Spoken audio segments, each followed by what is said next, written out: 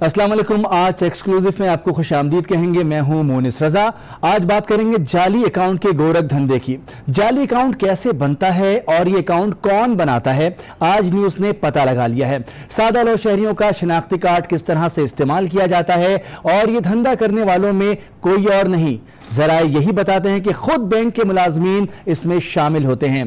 Banks की recovery टीमें गली मोहल्लों में जाती हैं, घरों तक पहुंचती हैं, उन सादा लॉ लोगों की तलाश भी यही टीमें करती हैं, जाल में फंसाती हैं और शिनाख्ती कार्ड तक पहुंच जाती हैं। फिर इन शिनाख्ती कार्ड्स का डाटा मोबाइल फोन के जरिए आगे भेज दिया जाता है, जहां पर इन गरीब अफराद के नाम पर जाली अकाउंट्स बनाए जाते हैं और फिर होती है करोड़ों की हेर फेर। आज न्यूज़ ने अकाउंट बनाने वाले की वीडियो हासिल कर ली है और यह माजरा असल में क्या है और इस धंधे में कौन कौन मुलव्विस होता है, पहले यह रिपोर्ट आपको दिखाते हैं, उसके बाद इस पर मजीद गुफ्तगू आगे बढ़ाएंगे।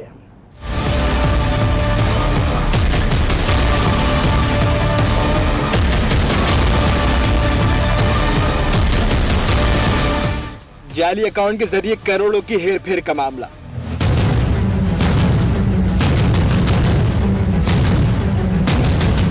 पहले फालूदे वाला, फिर रक्षा ड्राइवर, महकमा सेहत की मुलाजमा और फिर परचून कपड़े की दुकान पर काम करने वाला भी जाली अकाउंट की जद में दिखाई दिया। मगर जालसाजों की जालसाजी भी खूब। जाली अकाउंट बनाने के लिए सिर्फ शनाख्ती कार्ड इस्तेमाल किया गया। मोबाइल सॉफ्टवेयर पर सिर्फ शनाख्ती कार्ड की मदद से जाली अकाउंट बनाए गए। जाली अकाउंट बनाने वाले एक जालसाज की वीडियो आज न्यूज़ ने हासिल कर ली। फालूदे वाला, रक्षा ड्राइवर और महकमा सेहत की मुलाजमा की रातों रात करोड़पति बनने पर FI हुक्काम की जानिब से तहकीकात जारी है। फैजान जलीस, आज न्यूज़, कराची। जी हाँ, इसी पर हम मजीद बात करेंगे। स्टूडियो में इस वक्त हमारे साथ मौजूद हैं नुमाइंदा आज न्यूज़ फैजान जलीस, जिन्होंने आज इस अहम खबर को ब्रेक भी किया है। उनसे मजीद इस बारे में बात करते हैं। फैजान, जिस तरह से आपने आज बताया कि क्या तरीक़ाकार होता है, सादा लॉ लोगों को किस तरह से तलाश किया जाता है, ये अंदाज़ा कर लेती है ये टीमें कि शख्स बहुत सादा सा है और इसके शनाख्ती कार्ड पर हम हेर फेर कर सकते हैं। जी मोनिस, बिल्कुल। पहले तो मैं आपको बताऊं कि बैंक में अकाउंट खोलने से कबल किसी भी शख्स का जब अकाउंट खोला जाता है तो उसके हवाले से जो उसकी पूरी डिटेल होती है, जो डेटा होता है, जिसमें उसकी वालदा का नाम भी शामिल होता है, वो बैंक के लिए ज़रूरी होता है। चुनाचा गुज़िश्ता जो हमने माह से देखा कि जाली अकाउंट का जो मामला सामने आया, सबसे पहले औरंगी टाउन का जो अब्दुल कादिर था, फालूदे वाला था, जो सिर्फ फालूदे का ठेला लगाया करता रहा, लेकिन रातों रात वो अरबपति बन बैठा। 2.25 अरब रुपये उसके बैंक अकाउंट में मुंतकिल हुए, लेकिन उसका बैंक अकाउंट किसने खोला, कैसे खोला, कहां खोला, इस हवाले से उसको कोई इल्म नहीं था। गुज़िश्ता चंद दिनों से उसके घर के पास मोबाइल खड़ी हो रही थी, फिर FIA की जानिब से एक नोटिस हुआ, ये सारा सिलसिला चलता रहा। मामला जब मीडिया पर नशर हुआ तो उसके बाद जो है वो जो फालूदे वाला था वो इस बात से बिल्कुल लालिम था कि उसका कोई बैंक अकाउंट है और जिसमें करोड़ रुपए मुंतकिल हैं। सिलसिला चलता रहा। इसके बाद जो है वो एक रक्षा ड्राइवर भी सामने आया, महकमा सेहत की एक मुलाजमा भी सामने आई। इसके अलावा एक शख्स तो ऐसा भी था जो कि गुज़िश्ता चंद साल कबल 2014 में इंतकाल कर चुका था, लेकिन उसका भी बैंक अकाउंट उसके नाम पे चल रहा था और करोड़ रुपए की ट्रांजैक्शन उसके बैंक अकाउंट से जारी थी। ये तमाम तर जो अगर मामला देखे जाएं, जो सूरत हाल देखी जाए, इसमें साफ तौर पर, वाज़ेह तौर पर यह बात है कि इसमें जो बैंक अकाउंट जिसके नाम से खोला जाता है, दुनिया में हो या ना हो, वो गरीब हो या अमीर हो, लेकिन उसके नाम पर करोड़ों की जो है वो ट्रांजेक्शन की जाती है। इसके पीछे कोई बाकायदा तौर पर मुनज़्ज़म गिरोह है जो कि इसके पीछे काम करता है। जरूर टेक्नोलॉजी को इस्तेमाल की जाती है जिसके तहत जो है वो एक बिल्कुल अकाउंट जो है वो बनाया जाता है। तहम ईस्ट जोन का एक इलाका है गुलिस्तान जौहर, तहम एक कॉन्फिडेंशियल सोर्स से जो है वो हमें जो फुटेज मौसूल हुई है जिसमें बाकायदा तौर पर देखा गया है कि एक दुकान के अंदर बैठा शख्स है जिसके पास मोबाइल में कुछ सॉफ्टवेयर है और उसके पास कुछ शनाख्ती कार्ड भी मौजूद है। शनाख्ती कार्ड पे जो डेटा होता है, नाम, पता, एड्रेस, उसको इस्तेमाल करते हैं मजीद बैकअप का डेटा हासिल करके उसके बिना पर जो है वो अकाउंट कायम कर रहा है। ताम इस हवाले से कानून नाफिज करने वाले इदारे हरकत में आए और मजीदी जो शख्स जो अकाउंट बना रहा है इसके खिलाफ जो है वो मुकदमा भी दर्ज किया जाएगा। फैजान, जो शख्स हम देख रहे हैं इस फुटेज में बैठा हुआ है और एक शख्स से उसके तमाम डाटा लेकर अपने मोबाइल में फीड कर रहा है एक सॉफ्टवेयर के अंदर, और ये वही अहम सारा तमाम डाटा है जिसमें उसके घर, अपना नाम, वालिद का नाम, घर का पता, शनाख्ती कार्ड नंबर और दीगर मालूमात उसमें होंगी। तो इस शख्स का कोई तयन हो सका कि इसका ताल्लुक किसी बैंक से है, किस इदारे से इसका ताल्लुक साबित हो सका है?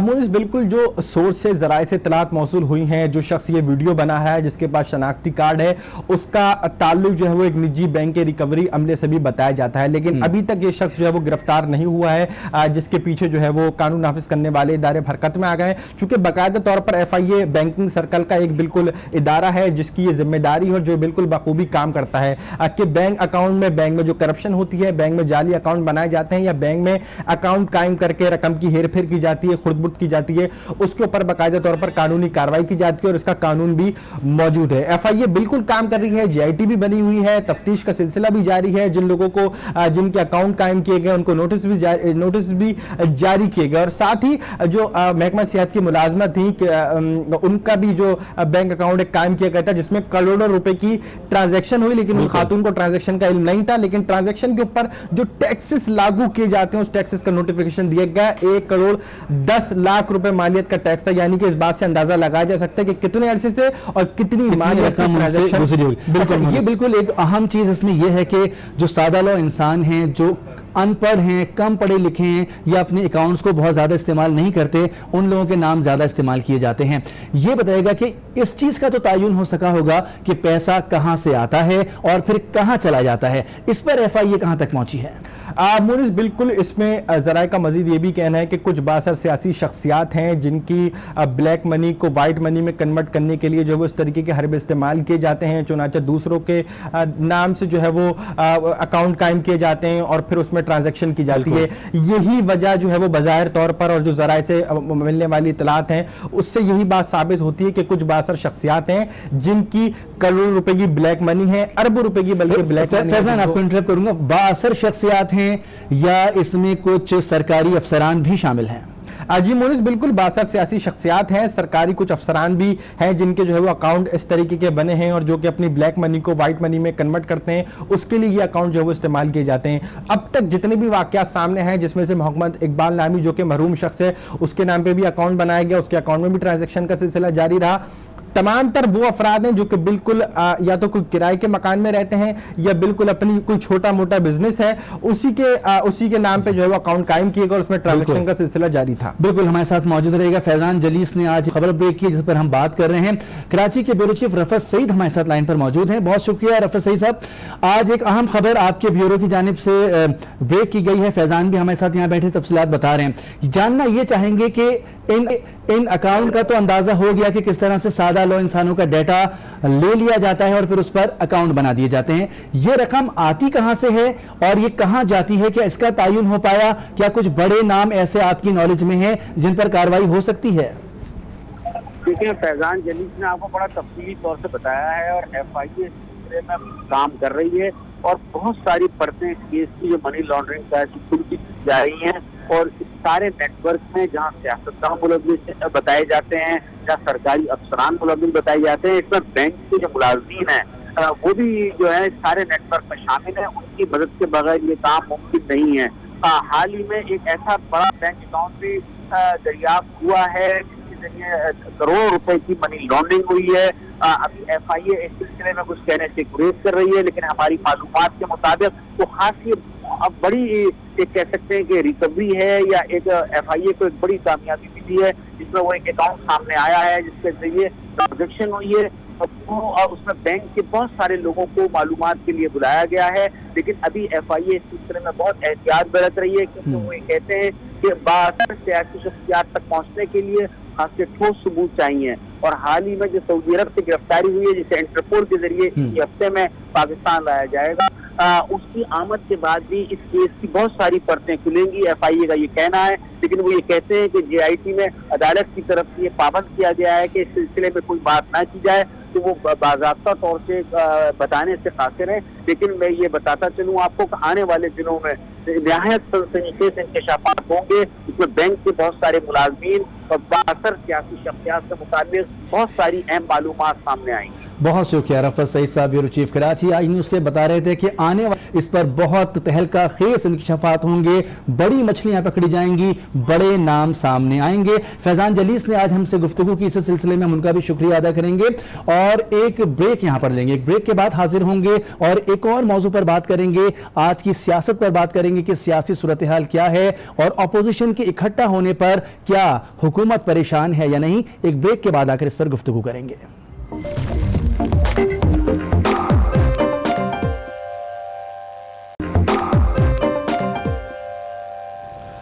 Welcome back. अब एक और अहम इशू पर बात करेंगे। साबिक सदर आसिफ अली जरदारी के एक और सनसनीखेज बयान पर। आसिफ अली जरदारी ने कहा है कि ट्रेडिंग अकाउंट्स को जाली अकाउंट्स कहा जा रहा है। उनका कहना था कि उन्हें असल मसला मुझसे है और पकड़ मेरे दोस्तों को रहें। जिन्हें फोन किया उन्हें भी उठा लिया गया। एक ग्रुप को सिंध में सनतें लगाने के लिए सपोर्ट किया और उनके खिलाफ कार्रवाइयां शुरू कर दी गई। साबिक सदर ने आज प्रेस कॉन्फ्रेंस में मजीद क्या कहा, आपको सुनाते हैं।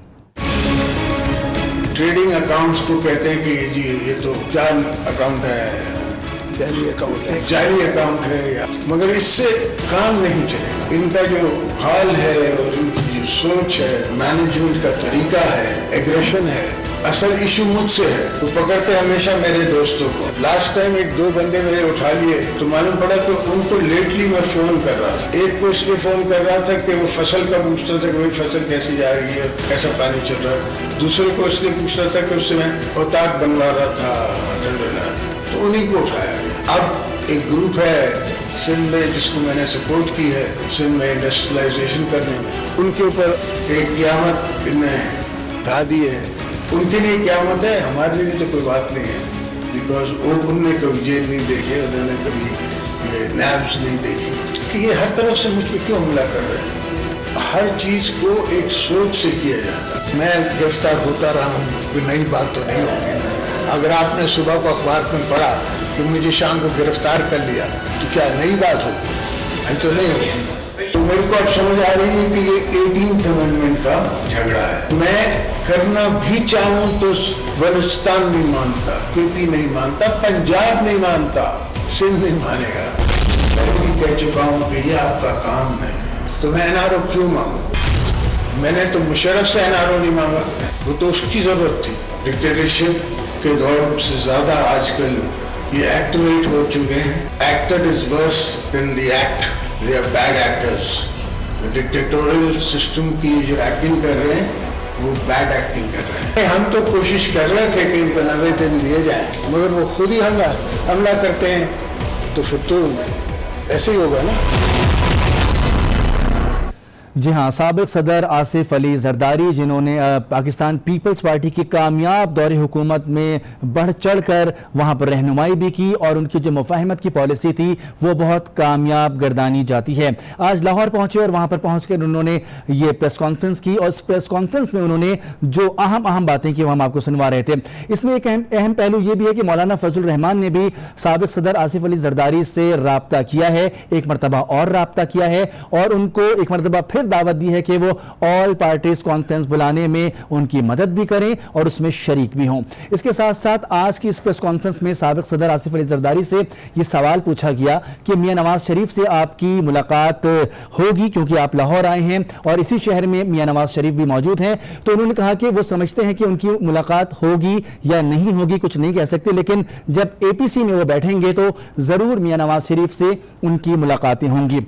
उन्होंने कुछ गिले शिकवे भी किए आज की इस प्रेस कॉन्फ्रेंस में, जिसमें उन्होंने कहा कि जो पहले वाले थे वो सुनते नहीं थे और जो नए यानी कि जो मौजूदा हुकूमत को उन्होंने तनकीद का निशाना बनाते हुए कहा कि इनको समझ कुछ नहीं आ रहा है। आसिफ अली जरदारी ने यह भी कहा कि ट्रेडिंग अकाउंट्स को जाली अकाउंट्स कहा जा रहा है। उनका कहना था कि असल मसला मैं हूं, मेरी जात है, मुझसे मसला है। इसके साथ साथ आगे चल के उन्होंने यह भी कहा कि 18वीं तरमीम से बहुत मसाइल हैं। उन्होंने कहा कि 18वीं तरमीम को मैं चाहता भी तो नहीं रोक सकता, ये चारों सूबों की आवाज है और इसका सबसे ज्यादा फायदा पंजाब को है। एक ब्रेक लेंगे, एक ब्रेक के बाद आके इसी पर मजीद तफसील से बात करेंगे। आज के साथ रहिए। की, जहां पर उन्होंने अपोजिशन को मुत्तहिद करने की बात की, वहां पर मौजूदा हुकूमत पर भी कुछ तनकीद की है। इसी पर हम मजीद बात करते हैं। हमारे साथ मौजूद हैं सीनियर रहनुमा पाकिस्तान तहरीक इंसाफ के नईमुल हक साहब। बहुत शुक्रिया नईमुल हक साहब आज न्यूज़ को वक्त देने के लिए। साबिक सदर पहुंचे हैं लाहौर, मौलाना फजल रहमान भी एक अलायंस बनाने की बात कर रहे हैं, अपोजिशन का ग्रैंड अलायंस जमा करके हुकूमत के खिलाफ भरपूर मुजाहिमत की जाएगी। किस तरह से आप इस मूवमेंट को देख रहे हैं? देखें, हमें इनसे कोई खतरा नहीं है। हम समझते हैं कि पाकिस्तान तहरीक इंसाफ की जो सियासी ताकत है वो तमाम जमातों की मजमूई ताकत से भी बेहतर है। इस वक्त इंतखाबात के नताइज के बाद जो हमने हुकूमत बनाई है पंजाब में, खैबर पख्तूनख्वा में, मरकज में और बलूचिस्तान में जो मखलूत हुकूमत है, हम समझते हैं कि इस हुकूमत को कोई भी, तमाम सियासी जमातें जो मुखालिफ हमारी हैं वो मुत्तहद भी हो जाएं तो वो कमजोर नहीं कर सकती। जहाँ तक आसिफ जरदारी और नवाज शरीफ या पीपल पार्टी और PMLN का ताल्लुक है, इन्होंने पिछले 30 साल बेदर्दी से इस मुल्क को लूटा है और एक फरोग दिया है। हम समझते हैं कि इनको अभी तक वो सजा नहीं मिली जिसके ये दोनों मुस्तहिक हैं। हुकूमत में आए हुए 2 महीने हो चुके हैं और रोजाना ऐसे ऐसे हकायक सामने आ रहे हैं इनकी मुजरिमाना हरकत के। यानी पिछले साल आप देखिए ऑडिटर जनरल ने की अपनी रिपोर्ट है, हुकूमत के ऑडिटर जनरल कि 600 अरब रुपए का जो बजट था सिंध हुकूमत का 300 अरब रुपए खा गया, उसका कोई रिकॉर्ड ही नहीं है। और यही इल्जाम उन्होंने पंजाब की हुकूमत पे लगाया। हम इंशाल्लाह चंद दिनों में कि ये जो करतूत है वो सिर्फ 1 साल का है, बाकी है वह भी मिली है। आप ये देखिए इनके यानी अभी तक क्यों मुकदमे चल रहे हैं। पार्टी की हुकूमत आई, शरीफ की हुकूमत आई और आज 30 साल गुजरने के बाद इन्होंने इससे पहले जब ये थे इन्होंने इस निजाम की कमजोरी से फायदा उठाकर अपने मकासद को आगे बढ़ाया, मुल्क की दौलत को लूटा, चुराया, लूटा, बाहर मुंतकिल किया और अभी लाहौर आज ये पहुंचे हैं। लाहौर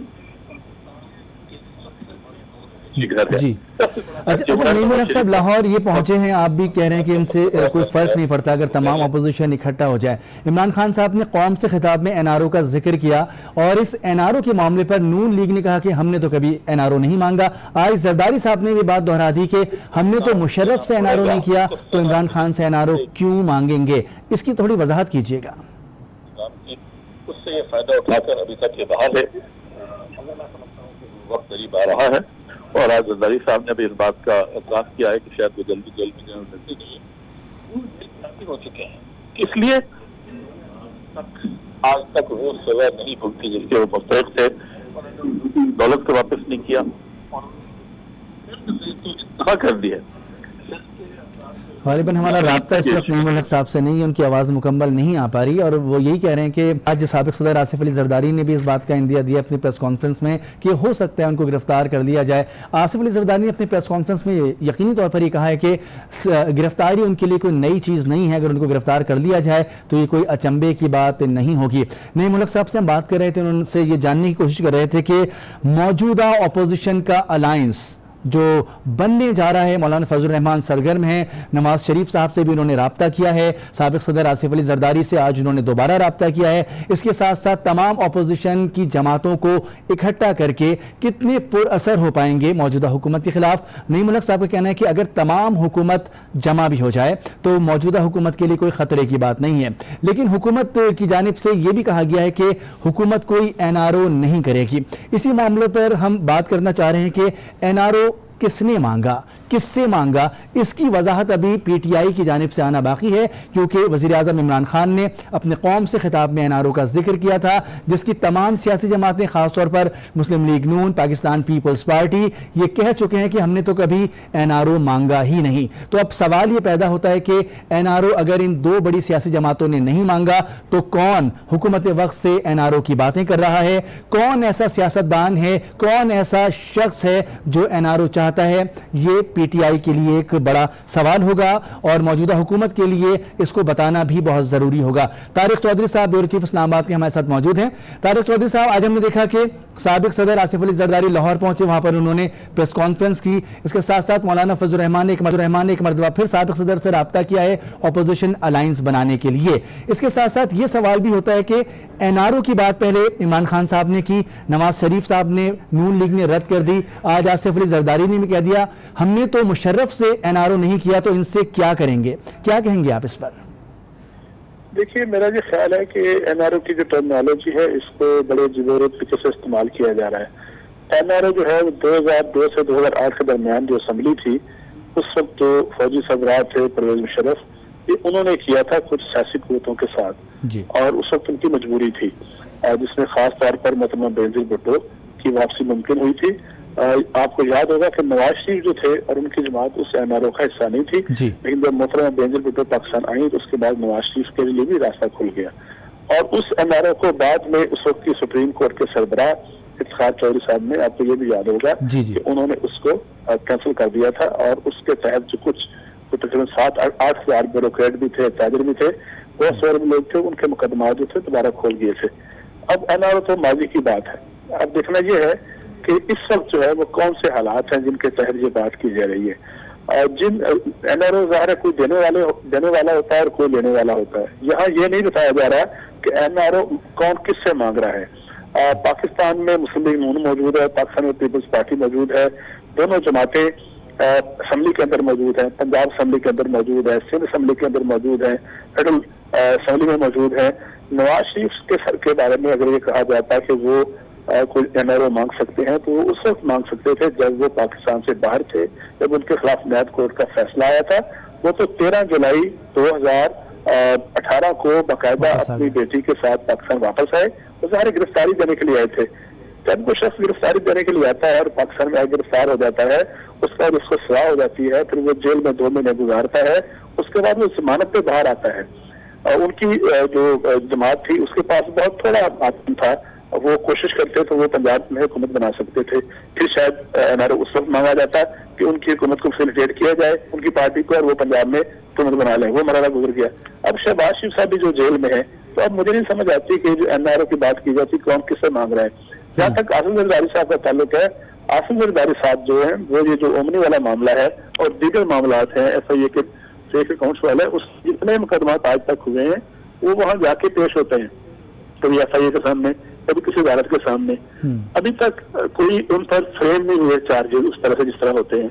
तो ये बात हुकूमत को फिर वाज़ेह करनी चाहिए, हुकूमती पार्टी को, उसके तर्जुमान को, उनके रहनुमाओं को, कि क्या पीपल्स पार्टी NRO मांग रही है, क्या मुस्लिम लीग नून NRO मांग रही है, और NRO किससे मांगा जा रहा है। वैसे मैंने पहले मिसाल दिया कि NRO की मिसाल तो उस वक्त हुई थी जब पाकिस्तान में नीम फौजी हुकूमत थी और फौजी सरबराह ने सियासी हुकूमतों के साथ बातचीत की थी, क्योंकि उस वक्त जो थे उनको जरूरत थी कि मोहतरमा बेनजीर भुट्टो पाकिस्तान वापस आए और अलायंस बने उनके साथ। और आपने देखा होगा कि बाद में मुस्लिम लीग पाकिस्तान पीपल्स पार्टी और मुस्लिम लीग काफ की हुकूमत बनी थी। यही कहा गया था कि मुशर्रफ साहब चाहते हैं तो मुस्लिम लीग काफ और पीपल्स पार्टी से मिलकर हुकूमत करें। वो तो वक्त गुजर गया। अब अगर NRO कोई किसी से मांग रहा है तो सबसे पहले वजाहत करनी चाहिए, क्योंकि मुस्लिम लीग नून, पीपल्स पार्टी, नवाज शरीफ, आसिफ जरदारी सब इस बात की तरदीद कर चुके हैं कि वो उन्होंने। अब ये हुकूमत वक्त को बताएं कि कौन इनसे NRO मांग रहा है, बिल्कुल ये एक बात होगी। दूसरी जानिब मैं ये बात करना चाहूंगा कि मौलाना फजल रहमान खास से सरगर्म है। आज दोबारा आसिफ अली जरदारी से टेलीफोनिक राब्ता हुआ है, नून लीग से भी राब्ते में है, अपोजिशन को जमा किया जा रहा है, तो कितनी पुरअसर होगी ये तहरीक हुकूमत के लिए? देखिए, मेरा ये ख्याल है कि अभी अपोजिशन को इकट्ठे होने में कुछ वक्त लगेगा। मौलाना फजल रहमान साहब गुज़श्ता 3-4 दिनों से मुतहर्रिक हैं और 3-4 दिन पहले उन्होंने मुलाकात भी की थी आसिफ जरदारी साहब के साथ एक इस्लामाबाद में, जो कि तकरीबन 1-1.5 घंटे तक जारी रही थी। जिसके बाद हम तक ये खबर पहुंची कि शायद अपोजिशन की पार्टी जो है वो 31 अक्टूबर को कोई ऑल पार्टीज कॉन्फ्रेंस करना चाह रहे हैं, जिसमें सारी पार्टियों के सरबराह शरीक होंगे। हमारी इतराज ये है कि अभी तक मियां नवाज शरीफ साहब जो है उनकी जमात वो आसिफ जरदारी साहब के साथ बराह रास्त मुलाकात में शायद पसो पेश कर रहे हैं। उनकी ख्वाहिश है, उनकी ये कोशिश है कि पहले दोनों पार्टियों के वफूद मिले और सरबराही मुलाकात से पहले कोई फार्मूला तय हो जाए, वजह हो जाए कि इस इत्तेहाद के मकासद क्या होंगे। क्योंकि आपको याद होगा माजी में 2-3 मौकों पर एक दफा मुस्लिम लीग नून जो है वो आसिफ जरदारी साहब को सिख के साथ बैठने से इनकार कर चुकी है, और फिर उसके बाद जब नए केसेस चले थे मौजूदा मुस्लिम लीग नून इनकार कर चुकी है, तो दोनों एक दूसरे पर इतबार फौरी तौर पर करने के लिए तैयार नहीं है। तो मेरा ये ख्याल है कि मौलाना फजल रहमान साहब की, आसिफ जरदारी साहब की और नवाज शरीफ साहब की लाहौर में मौजूदगी से फजल रहमान साहब फायदा उठाने के लिए कोशिश कर रहे हैं। लेकिन अभी हमने दोबारा फिर उनके मुंह से वो ऑल पार्टीज कॉन्फ्रेंस की बात ही सुनी है, क्योंकि आज 27 तारीख है, कल 28 हो जाएगी। अगर 31 को APC होनी है उसमें वक्त बहुत कम बाकी है। मुझे लगता है कि इस इत्तेहाद में कुछ अभी रुकावटें बाकी है, कुछ वक्त लगेगा, क्योंकि माजी में ऐसे वाकयात हुए हैं मुख्तलिफ मौकों पर जब आसिफ जरदारी साहब और नवाज शरीफ साहब जो है वो एक दूसरे पर फौरी तौर पर ट्रस्ट करने के लिए तैयार नहीं है। हाँ, आसिफ जरदारी साहब की इस वक्त ख्वाहिश जरूर ये है कि वो एक ऐसे अलायंस में कोई इस तरह का एक अलायंस बन जाए जिसके नतीजे में अपोजिशन मजबूत हो। लेकिन अभी सिर्फ 2 माह पहले आपको याद होगा कि जब वज़ारत उज़्मा का इंतखाब था तो पाकिस्तान पीपल्स पार्टी ने मुस्लिम लीग नून को वज़ारत उज़्मा को वोट देने से इनकार कर दिया था। लेकिन कुछ दिन पहले जब स्पीकर का इंतखाब था तो उस वक्त मुस्लिम लीग नून से वोट ले लिया था। इस तरह जब सदारती इंतखाब हुआ था उस वक्त भी अपोजिशन जो है वो कोई मुश्तरका कैंडिडेट लाने में कामयाब नहीं। एक चीज और हम आपसे जानना चाहेंगे, एक चीज और जानना चाहेंगे कि मौलाना फजल रहमान कहते हैं कि ऑपोजिशन का ग्रैंड अलायंस बनाएंगे, ऑपोजिशन की ताकत दिखाएंगे, ये हुकूमत चल नहीं सकती। आसिफ अली जरदारी और नून लीग ये कहते हैं कि हम हुकूमत गिराना नहीं चाहते। आसिफ अली जरदारी ने कहा कि हम मौजूदा हुकूमत के मसाइल अपने गले में डालना नहीं चाहते, ये हुकूमत करें, हुकूमत कर करके थक जाएं। तो ऑपोजिशन किस तरह से जमा होगी? मौलाना फजल रहमान का मौक़िफ़ कुछ और है, दोनों बड़ी सियासी जमातें हुकूमत नहीं गिराना चाहती। देखिए, मुस्लिम लीग नून में और पीपल्स पार्टी दोनों में यह राय है कि इस वक्त हुकूमत को खत्म करना, हुकूमत को खत्म करके और इस हवाले से कोई कोशिश करना वो मुनासिब नहीं होगा, गैर सियासी बात होगी। वो ये चाहते हैं, बल्कि ये फिक्रा उनकी जमातों में कहा जाता है कि ये हुकूमत जो है अपने बोझ से खुद गिरनी चाहिए, बजाय कि ये इल्जाम जो है अपोजिशन पर आए और कल को ये कहा जाए कि सियासी अदम इस्तेहकाम पैदा हो गया, या ये कहा जाए कि सियासी कुव्वतें एक दूसरे को गिराती है और हुकूमतों को टेन्योर पूरा करने का मौका नहीं देती। वो इस इल्जाम से बचना चाहते हैं, लेकिन उनको ये मालूम है और उनका तजिया ये है कि हुकूमत गलतियां कर रही है, हुकूमत जो है ऐसी पॉलिसियां बना रही है जिससे अवाम खुश नहीं है। आपने देखा होगा कि 35-37 सीटों पर ज़िमनी इंतखाब हुआ है, जिनमें से 10 सीटें ऐसी हैं जो पाकिस्तान तहरीक इंसाफ में आम इंतखाबात में जीती थी, अब वो हार गए हैं। अब ज़ाहिर है जो हुकूमतें हैं, जो अपोजिशन जमातें हैं, वो तज्जिया करती हैं कि वो अगर इस मौके पर हुकूमत को मजीद अपने मैदान में खुल के खेलने का मौका दें तो उनके ख्याल में मजीद गलतियां करेंगी। तो ये एक सियासी सोच है। उस सियासी सोच का मतलब ये है कि अगर इस वक्त हुकूमत को खत्म करने की बात की जाए तो शायद बहुत सी कुव्वतें ऐसी हैं जिनको जो इस बात को सपोर्ट नहीं करेंगी। लेकिन असल मसला जो है मोनस वो ये है, इस वक्त पाकिस्तान पीपल्स पार्टी को बड़ा शदीद खतरा है। हम ये फेडरल गवर्नमेंट में इस्लामाबाद में रहते हुए हम ये चहमगोइयां सुन रहे हैं। आप कराची में बैठे हुए हैं, आपने ये बातें ज्यादा सुनी होंगी। कुछ ऐसे PTI के लोग भी हैं, कुछ ऐसे अनासर भी हैं, कुछ तजिया निगार वो कह रहे हैं कि शायद सिंध में कोई ऐसा फैसला होने वाला है जिससे सिंध की सूबाई हुकूमत को खतरा है। कुछ लोग तो बड़े वाज़ेह अल्फाज में ये कह रहे हैं कि शायद कोई गोनवाद की बातें भी हमने सुनी है। तो पाकिस्तान पीपल्स पार्टी को इस वक्त जो है वो अपनी सियासी लिहाज से वो दबाव में है और वो समझते हैं कि मरकज और सूबे के दरमियान मामला ठीक नहीं होंगे, ठीक नहीं है। आपने कुछ वफाकी वज़ीर की बातें सुनी होंगी जो ये खास तौर पर पानी और बिजली के मामले पर और पानी की चोरी के मामले पर तो बार बार कहते हैं कि वो 18वीं तरमीम को नहीं मानते। अब पाकिस्तान पीपल्स पार्टी जो है उस बात का क्रेडिट लेती है, उसने 2012-13 में सारी सियासी कुव्वतों को इकट्ठा करके एक लैंडमार्क डिसीजन कराया था, लैंडमार्क एक तरमीम कराई थी जिसके नतीजे में मरकज के जो हुकूक थे जो सूबों को मिलने थे हमारे 1971 के कॉन्स्टिट्यूशन के मुताबिक वो मिल गए थे। अब जिस बात का वो क्रेडिट लेते हैं इस वक्त इस बात का खतरा महसूस किया जा रहा है कि कुछ अनासर ऐसे हैं शायद वो 18वीं तरमीम से खुश नहीं है, वो चाहते हैं कि सूबों को जो लिए गए इख्तियारात हैं लेकर वापस मरकज को दे दिया जाए। तो बुनियादी तौर पर मुझे ये लगता है, मेरी राय है ये, नाकस राय ये है कि बोन ऑफ कंटेंशन एक ये भी है कि शायद जो आईनी मामलात हैं मरकज और सूबों के दरमियान उसको रीअरेंज करने के लिए कुछ बातें चल रही हैं, कुछ कोई दर पर्दा कुछ शायद कोशिशें हो रही हों, उसकी वजह से ये बेचैनी जो है वो बढ़ रही है। आज आसिफ अली जरदारी साहब ने अपनी प्रेस कॉन्फ्रेंस में ये वाजे कर दिया, पहले तो कहा कि सबसे बड़ा मसला मैं हूं, और फिर आगे चल के उन्होंने बयान किया कि 18वीं तरमीम मसला है। वो ये बात जान गए कि 18वीं तरमीम मसला है। लेकिन अगर बात ये होती है कि अगर 18वीं तरमीम इतना बड़ा मसला है और इसको रोल बैक करने की या इसमें कुछ तब्दीली करने की बात होती है, तो यकीनी तौर पर ये बहुत आसान काम तो नहीं होगा तारिक साहब। जी, ये नहायत मुश्किल काम है। इस वक्त पाकिस्तान तहरीक इंसाफ की जो हुकूमत है, फेडरल गवर्नमेंट है, वो चंद वोटों की अक्सरियत से बनी है। उसके लिए भी उनको अख्तर मेंगल साहब से वोट लेना पड़ा, इसके लिए उनको मुस्लिम लीग काफ से वोट लेना पड़ा, इसके लिए उनको MKM से वोट लेना पड़ा, इसके लिए उनको बड़ी तादाद में आजाद उम्मीदवारों को अपने साथ शामिल करना पड़ा। और अगर आपको वो वोट याद हो जो कि लिए थे इमरान खान साहब ने प्राइम मिनिस्टर बनने के लिए, उनकी तादाद गालिबन 184 थी, जो कि चंद एक वोट ज्यादा है मतलूबा तादाद से। अब अगर किसी ने 18वीं तरमीम को खत्म करना है या कुछ ऐसी तरमीम लेके आनी है जो कि जिसकी वजह से जो जिन जिन शिकों पर एतराज़ात है उनको खत्म करके नई शिकें डाल दी जाए, ज़ाहिर ये तरमीम करना तो कौमी असम्बली का और किसी भी असम्बली का हक होता है, लेकिन ज़ाहिर उसके लिए आपको 2/3 मेजॉरिटी चाहिए। बिल्कुल। तो फेडरल गवर्नमेंट के पास तो 2/3 मेजॉरिटी नहीं है। फिर एक और मसला सेनेट ऑफ पाकिस्तान का है। सेनेट ऑफ पाकिस्तान में जो अपोजिशन की जमातें हैं उनकी तादाद बहुत ज्यादा है, और जो इस वक्त पाकिस्तान तहरीक इंसाफ है। अच्छा, रहिएगा। रमेश कुमार साहब PTI के रहनुमा हमारे साथ मौजूद। बहुत शुक्रिया रमेश कुमार साहब। ये बताइएगा कि आज साबिक सदर आसिफ अली जरदारी लाहौर पहुंचे हैं, अपोजिशन भी एक अलायंस बनाने की बातें कर रही है। 18वीं तरमीम पर आज गुफ्तगू की है साबिक सदर ने कि असल मसला 18वीं तरमीम है, तो क्या हुकूमत को 18वीं तरमीम से कोई मसला है? देखिए, पहली चीज तो ये कि 18वीं तरमीम कहीं से भी गवर्नमेंट की इस वक्त एजेंडा नहीं है। आज जो आसिफ साहब ने जो बात की 18वीं तरमीम की, मैं समझता हूँ उसको आगे ऐसे जो है वो शो किया गया है, मगर असल में जो चीज है वो है करप्शन के खिलाफ जो ये एहतसाबी इदारे जो काम कर रहे हैं, और इस वक्त जो JIT जो FIA की जो लगी हुई है, और सुप्रीम कोर्ट चीफ जस्टिस को वहाँ पे अदम तावन के चीफ मिनिस्टर के अदम तावन के चीफ अपना सिंध गवर्नमेंट के अदम तावन की वजह से जाके बैठना पड़ा। तो इस वजह से जो है वो मेन वजूहत तो ये 18th अमेंडमेंट का तो अभी कोई जिक्र ही नहीं है।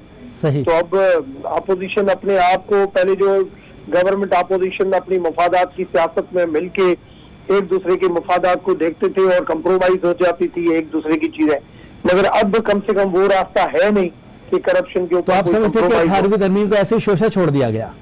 18वीं तरमीम आज डिस्कशन में कहाँ है?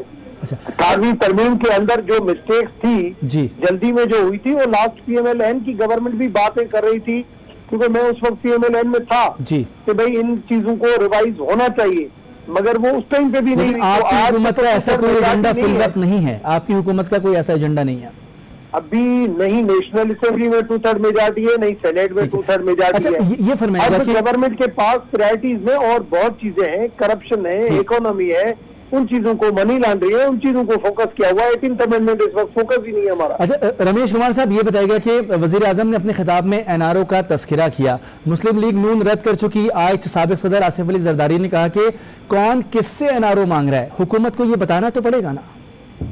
NRO कैसे मांगा जाता है आप बताइए सर। एक किस्म का जब आदमी को पता होता है, अपोजिशन को या दूसरे बंदे को, कि भाई यहाँ पे हम इस चीज को, इसके ऊपर हम ब्लैकमेल कर सकते हैं, टफ टाइम दे सकते हैं कि हमारे ऊपर ये थोड़ा सा हाथ हल्का रखा जाए, यही होता है किस्म का कि प्रेशर हम दें। ये एक मैसेज दिया गया गवर्नमेंट की तरफ से कि अगर आप आउटसाइड द पार्लियामेंट या इनसाइड द पार्लियामेंट किसी किस्म का गवर्नमेंट को ऊपर प्रेशर डाल के। रमेश कुमार साहब, मुस्लिम लीग नून की तरफ से आया या पीपल्स पार्टी की तरफ से आया? इस वक्त APC किसकी हो रही है? अपोजिशन हो रही है जी, अपोजिशन जमा हो रहे हैं। कौन सी तंजीमें हैं जिसका हो रही है, और इस वक्त कौन सी तंजीम है जिसकी लीडरशिप ट्रबल में है? लेकिन जो बड़ी सियासी जमातें, उनके कायदीन तो इसको रद्द कर रहे हैं कि जरदारी साहब तो कहते हैं कि हमने कभी माजी में NRO नहीं लिया, गो कि उन्होंने लिया हो। आप अभी खुद कह रहे हैं कि उसने लिया हुआ हो, और फिर भी ये कह रहे हैं, तो जो बेनिफिट लिए जाते हैं और जब जिस मौके के ऊपर, तो सियासत के अंदर सियासत एक इबादत होती है, सियासत एक खिदमत होती है, मगर यहाँ पे सियासत एक वफादात और सियासत एक अदाकारी बन गई है।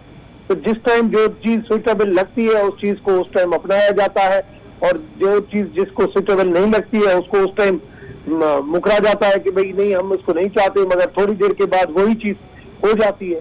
तो मैं समझता हूँ ये चीजें जो है वो टाइम विल प्रूफ। लेकिन डायरेक्टली आपसे, हुकूमत से, एस्टेब्लिशमेंट से या दीगर इदारों से, चले हम हुकूमत की ही बात करेंगे कि हुकूमत से डायरेक्ट किसी सियासी जमात ने या रहनुमा ने कोई एनआरओ नहीं मांगा? जब भी ऐसे किस्म की एपीसी या जब भी ऐसे किस्म का गवर्नमेंट को टफ टाइम देने के लिए प्रेशराइज किया जाता है, जैसे माजी में नून लीग की गवर्नमेंट थी, जब पीटीआई ने जब उनको परेशान किया तो पीपुल्स पार्टी ने बहुत सारे अपने मफादात के काम लिए। इसी तरीके से पीपुल्स पार्टी की गवर्नमेंट थी तब नून लीग ने जो लिया। आज पीटीआई की गवर्नमेंट है तो पीटीआई की गवर्नमेंट को इस किस्म के प्रेशर दिए जाते हैं तो पीटीआई की लीडरशिप ये कहती है कि हमारा मौक़िफ़, हमारा मैनिफेस्टो करप्शन फ्री पाकिस्तान है। इस वजह से हम किसी भी आपके इस एनआरओ के हवाले से प्रेशर में आने वाले नहीं है। ये एक टैक्टिक होती है। एक बंदा खुल के कह रहा है तो उसके पास बैकडोर चैनल से उसके पास कैसे राब्ता किया जाएगा कि आप हमसे कंप्रोमाइज करो। उनको पता है कि अगर हमने उनके पास कोई बंदा भी बैकडोर बताया, अगर भेजा तो वो दूसरे दिन मीडिया के सामने ही बात कर लेंगे कि भाई ये। रमेश कुमार साहब लाइन पे मौजूद रहेगा। तारिक चौधरी साहब ब्यूरो चीफ हमारे साथ मौजूद है। तारिक चौधरी साहब, हुकूमत का मौक़िफ़ ये है कि डायरेक्टली किसी ने एनआरओ नहीं मांगा, लेकिन ये जो प्रेशर बन रहा है अपोजिशन की जानिब से, ये वो इशारे हैं कि एनआरओ चाहते हैं। देखिए, मैं ना तो मुस्लिम लीग नून के बिहाफ पे कुछ कह सकता हूँ कि उन्होंने मांगा या नहीं मांगा, ना मैं पाकिस्तान पीपल्स पार्टी के बिहाफ पे कह सकता हूँ और ना ही हुकूमत की तर्जुमानी कर सकता हूँ। जाहिर है मेरे इल्म में नहीं है कि एनआरओ किसने मांगा किसने नहीं मांगा, लेकिन जब हुकूमत ये कह रही है कि हम एनआरओ नहीं देंगे तो उनको फिर ये भी बता देना चाहिए कि कौन किसके पास गया था और किस तरह किस तरीके से एनआरओ मांगा था। मैंने पहले भी अर्ज किया कि जो वाकयात की रफ्तार है, जो वाकयात का सीक्वेंस है, उससे तो लगता ये है कि जो अपोजिशन की जमातें हैं, मसलन देखें मियां नवाज शरीफ और उनकी साहबजादी को जो नैब केस है उसमें हाई कोर्ट से जमानत मिली तो नैब फौरी तौर पर सुप्रीम कोर्ट में चला गया। अब सुप्रीम कोर्ट ने 6 नवंबर की तारीख मुकर्रर कर दी है, बेंच मुकर्रर हो गया है और उस केस की भी हियरिंग हो जाएगी। सुप्रीम कोर्ट के होते हुए, हाई कोर्ट के होते हुए जिस तरह इस वक्त बड़ा जुडिशियल एक्टिविज्म चल रहा है, क्या इस बात का इम्कान है कि अपोजिशन ये तवक्को करे कि वो हुकूमत से कोई कंसेशन ले लेगी या किसी केस में उनसे राहत ले लेगी? जाहिर अगर कोई ऐसा होगा और ऐसी चीज नजर आएगी विजिबली तो फौरी तौर पर अदालतें जो है वो अपना किरदार अदा करेंगी। जहाँ तक ताल्लुक है अपोजिशन की ऑल पार्टीज कॉन्फ्रेंस का, तो मेरा यह ख्याल है कि दुनिया भर में जो अपोजिशन जमातें हैं वो एपीसी करती हैं, वो इकट्ठ भी करती हैं, वो असम्बली के अंदर भी इकट्ठे होते हैं, असम्बली के बाहर भी इकट्ठे होते हैं। बिल्कुल। और माजी में आज भी हमेशा किसी किस्म का प्रेशर नहीं होता। बहुत बहुत शुक्रिया। ब्यूरो चीफ इस्लामाबाद तारिक चौधरी साहब हमसे गुफ्तगू कर रहे थे। पीटीआई के रहनुमा रमेश कुमार साहब हमारे साथ मौजूद थे। इन्होंने वाज़ेह कर दिया कि वाज़ेह तौर पर बाकायदा किसी ने उनसे एनआरओ तलब नहीं किया है, लेकिन वो जो इस वक्त अपोजिशन की एक्टिविटी देख रहे हैं, उन्होंने इशारा किया ग्रैंड अलायंस की जानिब जो अपोजिशन का बनने जा रहा है। इस तरह के ग्रैंड अलायंस जब बनते हैं, रमेश कुमार साहब के मुताबिक ये वो इशारे होते हैं